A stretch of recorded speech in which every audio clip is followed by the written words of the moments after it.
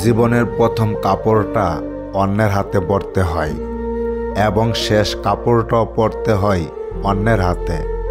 তাহলে এই পৃথিবীতে মানুষ কিসের এত অহংকার করে? কাউকে ভুল বোঝার আগে সত্যিটা একবার যাচাই করে নিও, না হলে একটা সুন্দর সম্পর্ক ভাঙতে বেশিক্ষণ লাগবে না। আপনি কতটা শিক্ষিত সেটা গুরুত্বপূর্ণ নয়, আপনার চরিত্র কতটা উন্নত সেটাই বেশি গুরুত্বপূর্ণ।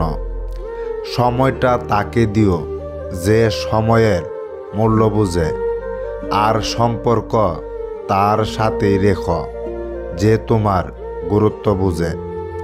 অর্ধেকটা সময় পেরিয়ে গেল জীবনটাকে বুঝতে বুঝতে, আর এখন বাকিটা সময় কেটে যাচ্ছে বাস্তবতার সাথে লড়তে লড়তে।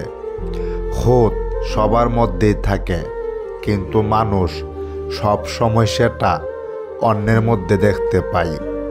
যারা অনেক বেশি আশা নিয়ে অন্যের উপর ভরসা রাখে তারাই সব সময় বেশি ঠকে। রাগকে মনে জায়গা দিলে সম্পর্ক নষ্ট হয়, অভিমানকে মনে পুষে রাখলে দূরত্বের সৃষ্টি হয়, কিন্তু সব ভুলে ক্ষমা করে দিলে প্রতিটি সম্পর্কই স্থায়ী হয়। যে আজ আমার মধ্যে হাজার দোষ দেখতে পাই, সেও একদিন বলেছিল, তুমি যেমনই হও তুমি আমার।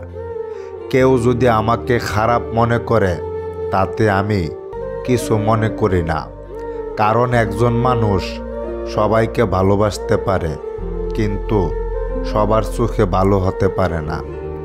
জবাব তো প্রতিটা কথারই দিতে পারা যায়, কিন্তু যে সম্পর্কের গুরুত্বই বুঝে না সে আবার শব্দের গুরুত্ব কি বুঝবে? জীবন থেকে কিছু হারিয়ে গেলে সেটা নিয়ে আফসোস করো না, এটা জানবে তার পরিবর্তে ভালো কিছু তোমার জন্য অপেক্ষা করে আছে।